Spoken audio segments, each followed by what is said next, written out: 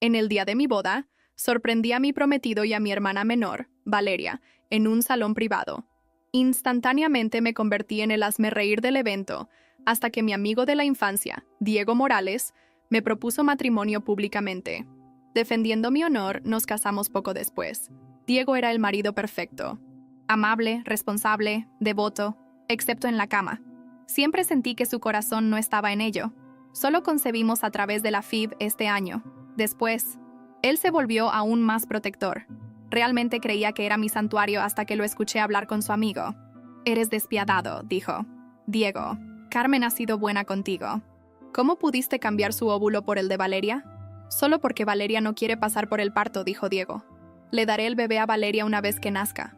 Es su sueño. En cuanto a Carmen, le diré que el bebé murió. Me lo compensaré quedándome con ella para toda la vida». Ese fue el momento en que todo se rompió. Él solo me protegía por su bien. Me di la vuelta e inmediatamente reservé una cita para una cirugía. No iba a seguir cargando con esta mentira por más tiempo. «¿No te preocupa que Carmen se entere? Ella confía en mí», dijo Diego. «Ella no sospechará nada». Me quedé fuera de la puerta, temblando, con las uñas clavadas en las palmas. Solo había venido a traerle una chaqueta, preocupada de que tuviera frío. En cambio, encontré una traición más profunda de lo que podría haber imaginado. Mi corazón se partió en pedazos. Tropecé al llegar a casa, demasiado entumecida para encender las luces. Me desplomé en el sofá, tiritando y enferma, las lágrimas cayendo en silencio. Entonces escuché la puerta abrirse. Diego entró con voz suave y preocupada. «¿Por qué no encendiste las luces? ¿Te sientes mal de nuevo?» Me tocó el pelo suavemente. «Si no comes, ¿será malo para el bebé?» Lo miré a los ojos preocupados, así que el amor podía ser completamente una actuación. Hace 4 años, mis padres me obligaron a dejar a mi prometido por el bien de Valeria, alegando que la familia es lo primero. Les dijeron a todos que Valeria era la novia. Diego había dado un paso al frente y me había propuesto matrimonio públicamente. Pensé que era mi salvador. Lo apoyé. Lo ayudé en silencio. Usé mis habilidades para ayudarlo a convertir su startup en una firma de inversión líder. Cuando intentamos la FIV este año, sentí que era la pieza final. Me abrazó diciendo que este bebé era lo que siempre había querido. Todo era una mentira. Yo también podía actuar. «Estoy bien», dije forzando una sonrisa cansada. Solo un poco agotada. Se relajó, instándome suavemente a dormir temprano. Por ahora, seguí el juego. A la mañana siguiente fuimos a un chequeo prenatal. Diego estaba atento, haciendo al médico todas las preguntas posibles.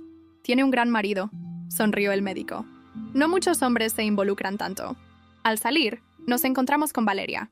Llevaba un vestido holgado. Su expresión de suficiencia me lo dijo todo. Estaba presumiendo. «¿Cuándo sales de cuentas, Carmen?», preguntó, extendiendo la mano hacia mi vientre. Le aparté la mano. «¿Qué fue eso?», espetó. Me agarré el estómago. «Me duele», murmuré. Valeria se quedó inmóvil. Diego se volvió inmediatamente hacia mí, preocupado en su voz, pero sus ojos estaban en Valeria. «¿Quieres ir a casa a descansar?», preguntó mirándola. «Voy al baño», respondí, apartándolo. Intentó seguirme, pero insistí. En el momento en que cerré la puerta, lo vi correr para consolar a Valeria. Lo seguí. «¿Te enamoraste de ella o algo así?». Valeria hizo un mohín. «Fue muy grosera y no me defendiste». «Lo hice por el bebé», murmuró Diego, sacando una caja de joyas. «Aquí tienes la pulsera que querías». El rostro de Valeria se iluminó. Incluso se jactó de los consejos bursátiles que él le dio. Consejos bursátiles que yo había investigado. Me di la vuelta, asqueada. Llamé al hospital. «Hola», solo para confirmar mi cita de mañana. Cuando regresé, Diego preguntó: «¿A dónde vas mañana?». «A una sesión de fotos de embarazo». Mentí. «Vamos a tomarnos unas fotos familiares». Él dudó. «Tengo una reunión». «Está bien», dije dulcemente. «Puedo ir sola». Aliviado sonrió. «¿Qué harías sin una esposa como tú?». El día de la cirugía, me dio una pulsera antes de irse. «Esto es para ti», dijo suavemente. Era el regalo gratuito del que le dio a Valeria. Apreté el puño, pero sonreí. «Gracias, me encanta». Antes de ir al hospital, pasé por la casa de mis padres. Nunca entré. Los escuché hablar. «Solo sé paciente», le dijo mi madre a Valeria. «Te dimos a su prometido, ¿no? No dejes que los suegros se enteren de cómo vas a tener al bebé», advirtió mi padre. «Diego podría estar en problemas». «Traje los registros del chequeo», dijo Diego con calma. «Todo está bien. Una vez que nazca el bebé, Valeria puede tenerlo. Haré cualquier cosa por ella». Mi cuerpo se quedó frío, así que todos sabían que este era su plan desde el principio. Yo era solo un peón. Diego abrió la puerta para tomar té del mayordomo. Vio mi pulsera rota en el suelo. Se congeló. Luego entró en pánico. Me llamó una y otra vez. «Carmen, ¿dónde estás?» «Puedo explicarlo». Una enfermera respondió de fondo. «Señorita Herrera, por favor, firme antes de la cirugía». «¿Cirugía?», gritó Diego. Colgué y apagué mi teléfono. Mientras yacía en la cama del hospital, mi mejor amiga, Lucía, finalizó los arreglos. «Todo está en su lugar», dijo. «Bien». El médico entró. «Tendremos que inducir el parto». «¿Estás segura?» «Sí», dije sin dudarlo. «¿Tiene familia con usted?» «Están muertos». Fue lo único que logré decir sin que me temblara la voz. El médico solo asintió, con una compasión seca y profesional en los ojos, como quien ya ha escuchado eso decenas de veces. Yo prefería que no dijera nada. Cualquier palabra de consuelo sonaría como una burla. Mientras el equipo preparaba la sala para inducir el parto, miré fijamente el techo del cuarto blanco y frío. No era así como imaginaba dar a luz. Ninguna de las imágenes que una mujer sueña cuando piensa en la maternidad estaba allí. No había una mano sosteniendo la mía. No había cariño ni ansiedad compartida. Solo estaba yo. Y eso me bastaba. Por primera vez en años, estar sola era un alivio. El llanto llegó poco a poco, pero no era tristeza. Era un luto amargo, sucio, silencioso. El luto por la ingenuidad que enterré allí. Por la Carmen que creía en el amor de Diego. Por la Carmen que protegía a Valeria, pensando que solo era una hermana mimada, y no una víbora disfrazada. Por la mujer que construyó la carrera de un hombre pensando que construían una vida juntos. Horas después, con el cuerpo exhausto y el corazón molido, escuché el primer llanto. Un llanto fuerte, vivo, real. No lloré junto. Solo respiré profundo y cerré los ojos. No podía amar a ese bebé de la forma como soñé un día, pero lo protegería. Aún era mi hijo. Y si él sería usado como moneda para agradar el capricho mimado de una usurpadora, yo rompería ese ciclo. Lucía entró al cuarto con una sonrisa discreta, sosteniendo una carpeta. «Ya está hecho», dijo. «Aquellos documentos que te pedí que firmaras el mes pasado ya están en el sistema del hospital. Nada de lo que Diego alegue ahora va a funcionar». Asentí, con dificultad. El cuerpo aún temblaba. «¿Y el bebé?» «Está bien, saludable, pero vas a tener que actuar rápido. La prensa puede ser útil. Una historia como esta, si se cuenta de la manera correcta, se volverá un escándalo. ¿Y sabes cuánto Diego odia la publicidad que no controla?» Me mostró el celular. Ya había enviado el dossier a una periodista a quien le debíamos favores. Era solo cuestión de tiempo. Ahora, la verdad estaba circulando. Horas después, aún con suero en la vena, escuché golpes fuertes en la puerta del hospital. Y como un guión de película barata, era él, Diego, desesperado. Ojos hundidos, cabello despeinado, camisa medio abierta. Detrás de él, Valeria, con tacones altos, maquillaje corrido y esa mirada de superioridad que ahora temblaba en los bordes. La enfermera trató de impedirlo, pero yo misma pedí que los dejaran entrar. Era hora de enfrentar a los fantasmas. El show final merecía escenario. «Carmen», susurró casi jadeando. «Por el amor de Dios, escúchame». Valeria se adelantó, poniéndose la mano en la barriga falsa como si estuviera cansada. «¿Dónde está mi bebé?» Me reí. Por primera vez en días, me reí de verdad. Aquello era tan absurdo que solo podía ser cómico. ¿Tu bebé? Carmen, podemos resolver esto entre nosotros. Diego interrumpió. Yo sé que me equivoqué, pero hice todo por ustedes. Las amo a las dos. Solo quería... Cállate, dije, con una frialdad que ni yo sabía que poseía. La TV del cuarto se encendió sola. Tal vez por accidente. Tal vez por ironía divina. Estaba en el canal de noticias. El reportaje especial del día. Empresario investigado por fraude en fertilización in vitro. Supuesta sustitución de óvulos sin consentimiento. La imagen de Diego apareció. Y debajo, el nombre de la clínica. El nombre del médico. El nombre de la paciente. Carmen Herrera. Diego palideció. Valeria retrocedió. Y yo solo sonreí. Ahora todo el mundo va a saber quién eres de verdad. Cada inversionista, cada periodista, cada padre y madre que pasó por esa clínica. Y si crees que aún te vas a quedar con mi empresa, con mi hijo o con mi silencio, piénsalo de nuevo. Valeria comenzó a llorar. Carmen, yo solo quería ser madre. Siempre fue mi sueño. Pues adopta, haz inseminación. Pídele a Dios. Pero no destruyas la vida de otra mujer para eso. Diego trató de acercarse, Pero Lucía entró, firme. Creo que es mejor que se vayan ahora. Y contraten buenos abogados. Valeria aún trató de decir algo, pero Diego la jaló. No por amor, sino por miedo. Sabía que estaba acabado. Salió con la cabeza baja, y esta vez no miró hacia atrás. Cuando la puerta se cerró, lloré de nuevo. Pero ahora era diferente. No era dolor, era liberación. Aún no sabía cómo sería mi vida de ahí en adelante. Pero una cosa era cierta. No iba a dejar que nada ni nadie decidiera por mí de nuevo. Ni siquiera mi sangre, ni siquiera un anillo. Ni siquiera un marido perfecto. Ese día, por primera vez, fui mi propia salvación. Al día siguiente, desperté temprano en el cuarto del hospital. Sin Diego, sin Valeria, sin nadie de mi familia cerca. Solo Lucía, sentada en un sillón, durmiendo con la cabeza inclinada hacia un lado. Y mi hijo, durmiendo en una cunita transparente al lado de la cama. Mirarlo me hizo un nudo en la garganta.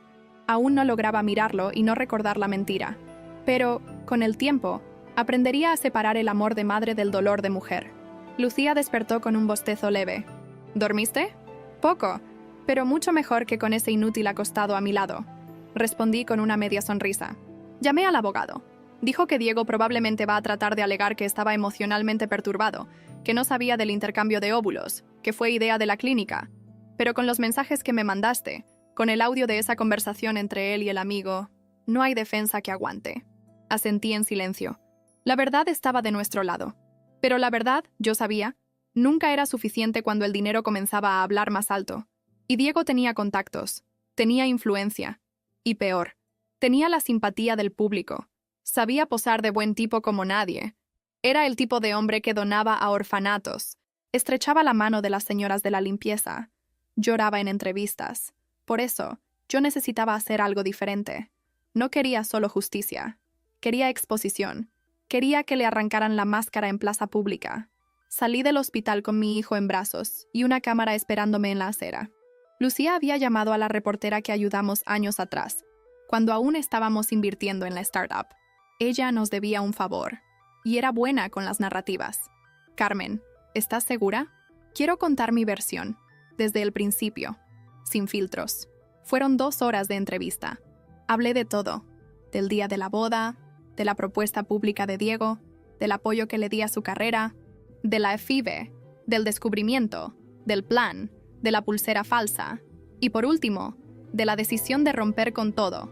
No usé palabras como venganza, pero tampoco me hice la víctima. Dije con claridad, fui engañada, manipulada, usada, pero ahora era otra Carmen, una Carmen que no iba a retroceder. El reportaje salió al aire esa misma noche.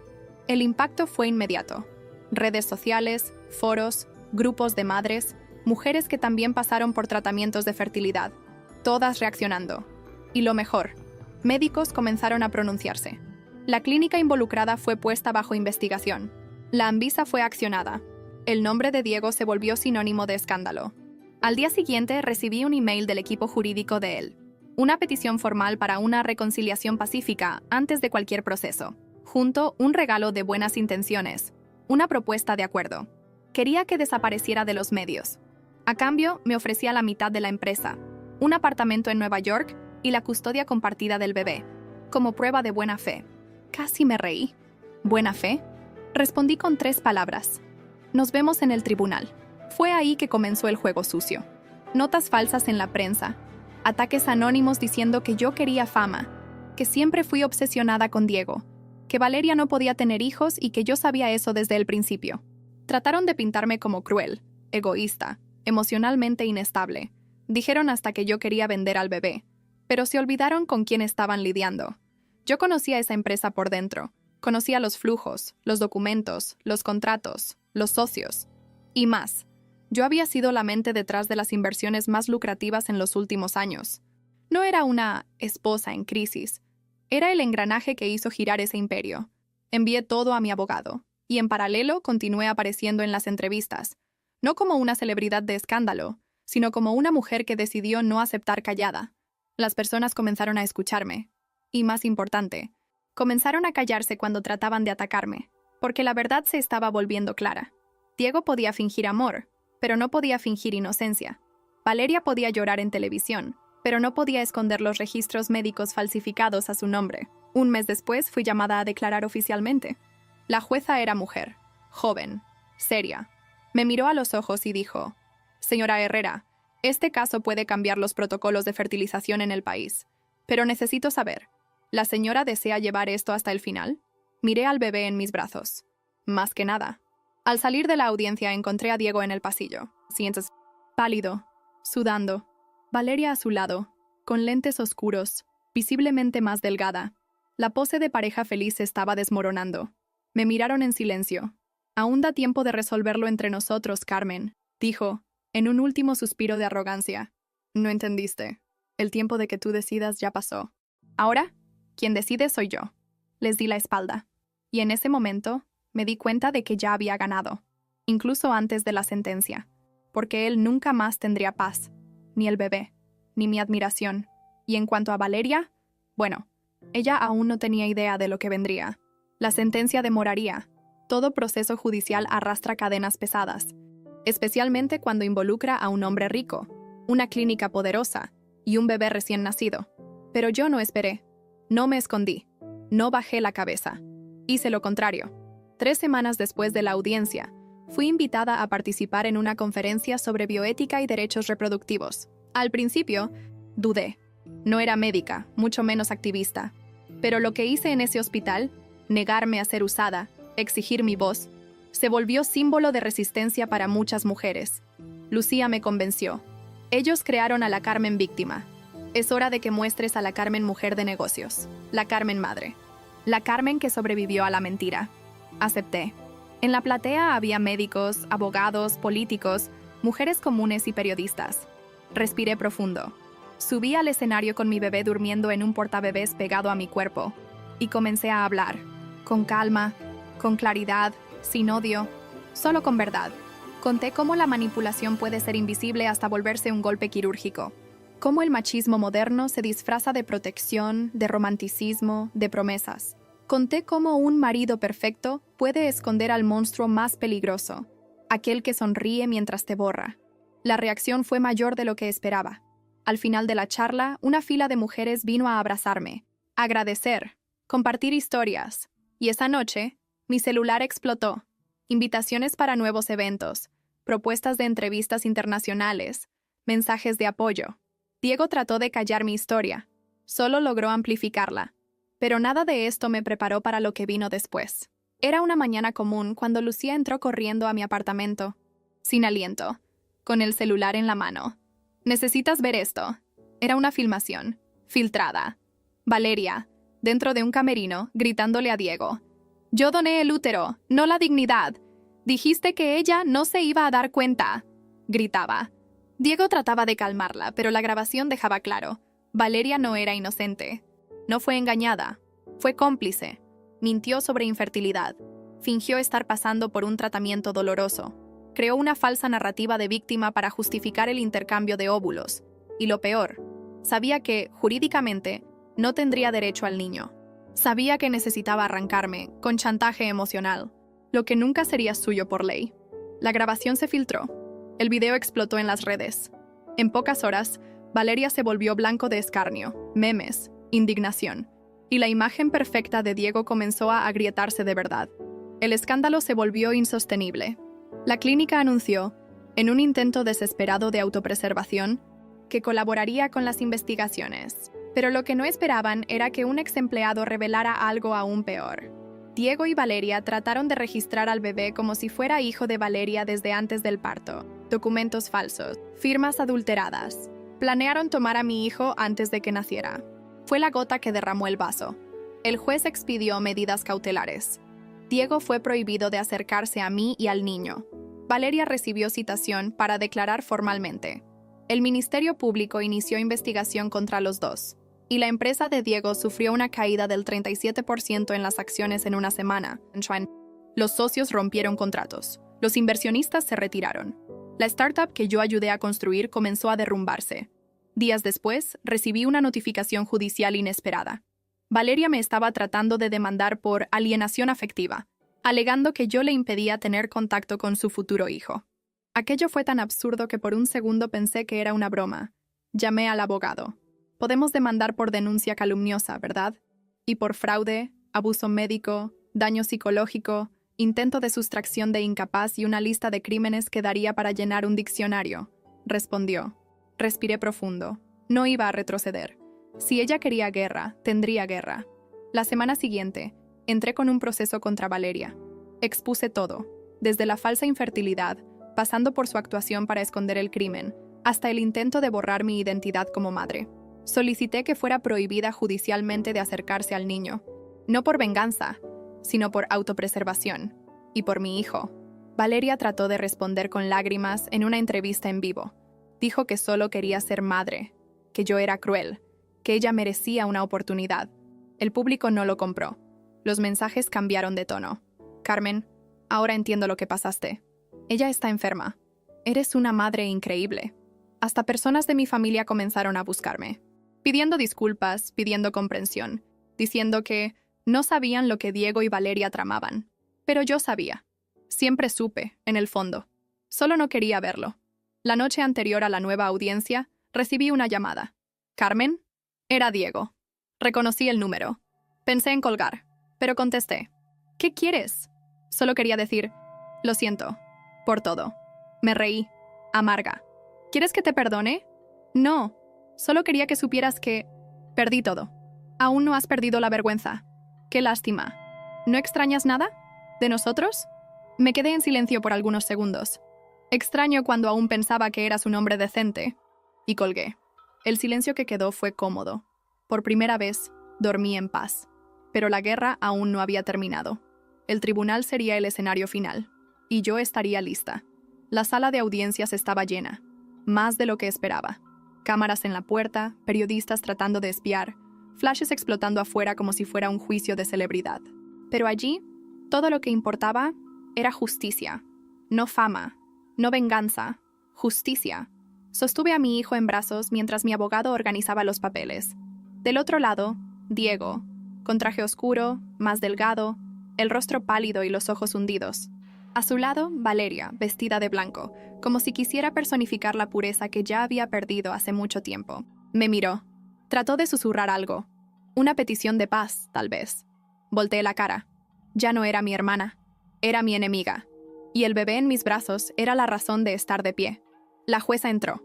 Una mujer con rostro firme y ojos que parecían atravesar el alma. La audiencia comenzó. Los abogados de Diego trataron de revertir la narrativa. Hablaron de malentendidos médicos, consentimiento mal interpretado, intenciones buenas aunque mal ejecutadas. Llegaron al punto de sugerir que mi reacción fue exagerada, que estaba demasiado emocional para lidiar con las consecuencias. Fue cuando mi abogado se levantó y tocó el punto exacto. Excelencia, no se trata apenas de un intercambio de óvulos. Se trata de un esquema premeditado para borrar la maternidad biológica de la señora Carmen Herrera. Se trata de falsificación documental, de manipulación médica, de violación ética y psicológica, y de un intento de secuestro velado de un niño. A continuación, exhibió los audios, las capturas de pantalla, los mensajes de Diego con la clínica, las pruebas del intento de Valeria de registrar al bebé como suyo. La jueza interrumpió la presentación. Esto es suficiente por hoy. Tengo lo que necesito. Silencio. Valeria comenzó a llorar. Pero no eran lágrimas de arrepentimiento. Eran lágrimas de pánico. Sabía que perdería todo. La jueza se volteó hacia mí. Señora Herrera, ¿la señora desea agregar algo antes de la decisión? Me levanté. Sostuve a mi hijo en brazos con firmeza. Solo quiero decir que no estoy aquí por venganza. Estoy aquí porque un día creí en el amor. Porque confié en personas que prometieron protegerme. Y hoy, estoy aquí para garantizar que mi hijo crezca sabiendo que su madre nunca bajó la cabeza ante nadie. Ni ante la mentira, ni ante la sangre. La jueza respiró profundo y anunció: ante las evidencias, determino la pérdida completa de derechos parentales por parte de la señora Valeria Herrera. Cualquier intento de acercamiento será considerado violación judicial. En relación al señor Diego Acevedo, este tribunal enviará las denuncias criminales al Ministerio Público.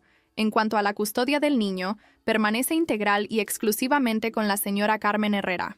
La audiencia está cerrada. El sonido del martillo resonó como una liberación. Valeria se desplomó en la silla. Diego bajó la cabeza. Yo respiré, como quien finalmente salió de la cueva. En la salida, la prensa me rodeó, pero esta vez no necesité decir nada. El mundo ya sabía quién era quién. En los días siguientes, vinieron las consecuencias. La clínica cerró. El médico responsable tuvo el registro suspendido. Diego fue procesado. Valeria desapareció de las redes sociales. Y, por primera vez en años, recibí propuestas de trabajo como consultora de negocios. No por él, sino por mí. Por lo que construí. Por lo que enfrenté.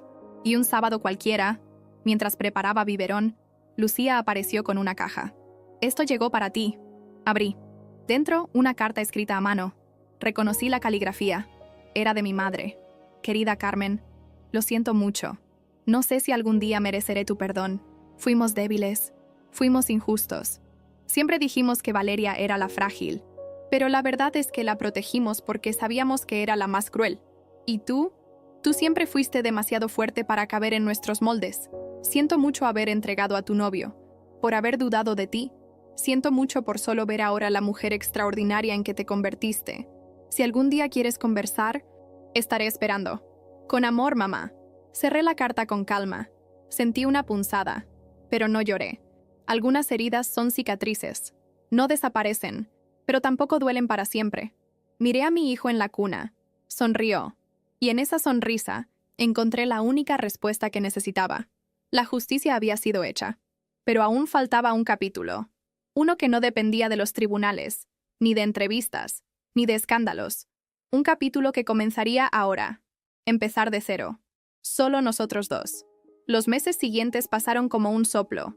Entre pañales, mamadas y noches en vela, la furia que me consumía dio lugar a algo más silencioso. No la paz, pero una fuerza más madura, más sólida. Ya no vivía por la rabia. Vivía por nosotros. Reaprendí a vivir sola.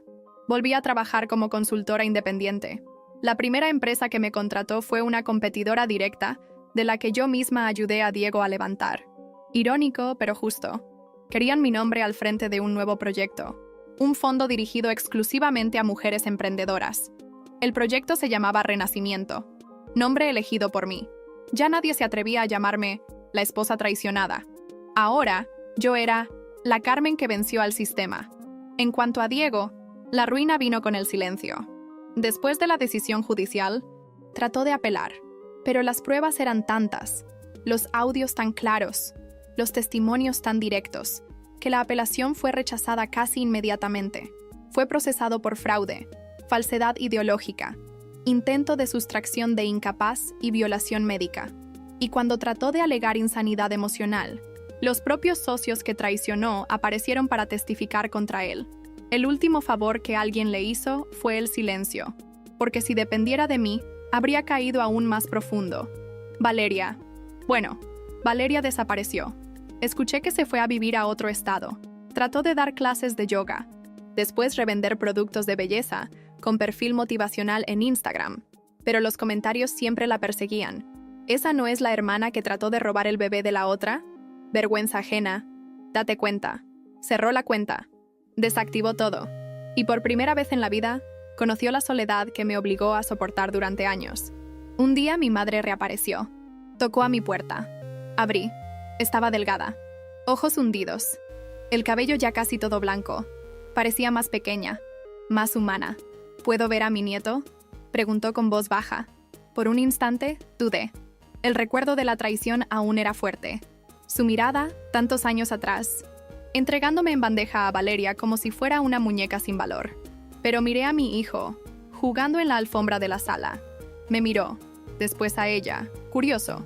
Sonrió, y entendí. El perdón no era sobre olvidar, era sobre seguir. Solo por una hora, dije. Y no trates de darme consejos. Asintió, emocionada. Se sentó en el suelo, jugó con él, y cuando me vio observando desde la cocina, susurró. «Hiciste todo bien». No respondí. No necesitaba. La semana siguiente, fui invitada a dar una charla en una universidad. Tema: Resistencia femenina en ambientes hostiles. Me reí al leer la invitación. Hacía poco tiempo. Apenas lograba levantarme de la cama. Ahora, era referencia. Cuando subí al escenario, vestí un vestido blanco. El mismo tono que Valeria usaba cuando trataba de pintarse como víctima. Pero en mí, tenía otro significado. Era la ropa de quien venció. Hablé por más de una hora. Sobre abuso, manipulación emocional, sobre las trampas del amor falso, sobre cómo la maternidad me fue arrancada como una estrategia y cómo luché con todo lo que tenía para recuperarla. Al final, una joven se acercó, tímida. «Me salvaste», dijo, con la voz quebrada. «Yo también estaba con alguien que quería robar a mi hijo. Pensé que era locura, hasta escuchar tu historia. Gracias por no callarte». La abracé. Lloré con ella, porque en ese momento entendí. Mi dolor se había vuelto arma, mi cicatriz, bandera. Esa noche volví a casa tarde. Entré al cuarto, tomé a mi hijo en brazos, aunque dormía, y lo abracé. «Nunca vas a escuchar mentiras de la boca de tu madre», susurré. «Nunca voy a dejar que borren quién eres». Se movió, refunfuñó y volvió a dormir, con ese suspiro leve de quienes aún no conocen el peso del mundo. Cerré los ojos. Por primera vez en mucho tiempo, no había miedo, solo certeza. Y el próximo capítulo lo escribiría sin que nadie dictara las reglas. 3 años pasaron. El tiempo tiene una manera curiosa de pulir los dolores, como el mar que insiste en alisar piedras afiladas hasta que se vuelven lisas, casi suaves. No digo que olvidé todo, eso nunca pasa, pero aprendí a vivir con el recuerdo como si fuera un tatuaje. A veces arde, pero es parte de mí. Mi hijo, ahora con casi 3 años, corre por la casa con la misma energía que Diego tenía en los tiempos en que aún fingía ser alguien digno. Cada vez que lo veo sonreír, sé que tomé la decisión correcta. Es inteligente, curioso, habla por los codos, y ya me pregunta por qué él no tiene 2 papás como algunos amigos de la escuela.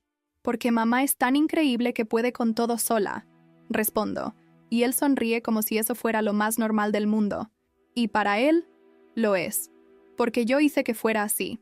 En cuanto a Diego, está preso.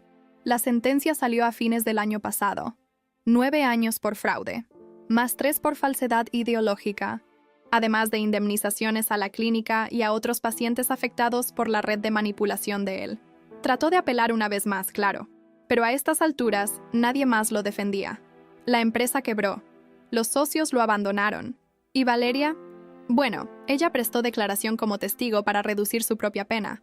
La última imagen que vi de ella fue en un blog de chismes, sola, entrando a una clínica de rehabilitación emocional, y por primera vez no sentí nada. Ni odio, ni pena, nada. Finalmente cosechó lo que sembró. Con el tiempo, fui reconstruyendo todo. Reanudé relaciones con algunos familiares que merecían una segunda oportunidad. Otros los dejé en el pasado. Fundé mi propia consultoría, enfocada en orientar a mujeres que quieren salir de relaciones tóxicas y aún mantener sus carreras e independencia financiera. El proyecto creció, ganó visibilidad, se volvió ONG. Hoy soy invitada a dar charlas en eventos fuera del país, no por el escándalo, sino por lo que hice con él. La prensa me dio muchos nombres. La mujer que enfrentó al marido billonario, la madre que demandó a su propia hermana, la voz de la maternidad robada. Pero yo no soy ninguno de esos rótulos, soy Carmen. Solo eso, y eso basta. La semana pasada recibí una carta, escrita a mano. El remitente era Diego. Carmen, tal vez nunca leas esto. Tal vez lo rompas, pero necesitaba escribir. Todos los días en la prisión veo el rostro de nuestro hijo en las paredes, y recuerdo que, por codicia y egoísmo, destruí a la única mujer que realmente me amó. No escribo pidiendo perdón, sé que no lo merezco, pero quería que supieras que, al final, fuiste más grande que todos nosotros. Ganaste, y espero que un día, cuando nuestro hijo crezca, le cuentes la verdad, pero que digas que a pesar de todo, su padre reconoció quién era la verdadera heroína de la historia. Con arrepentimiento, Diego. Doblé la carta. La guardé. No para responder, sino porque un día mi hijo me preguntará, y le diré la verdad, toda, sin adornar. Porque la verdad, aunque cruel, siempre es mejor que una vida construida sobre mentiras. Esa noche me acosté con él a mi lado. Puso su cabecita en mi pecho y susurró: «Mamá, cuando crezca, quiero ser como tú». Cerré los ojos y sonreí, sintiendo las lágrimas silenciosas deslizarse por las sienes. «Vas a ser aún mejor, mi amor, porque naciste del coraje, y eso fue lo que nos salvó».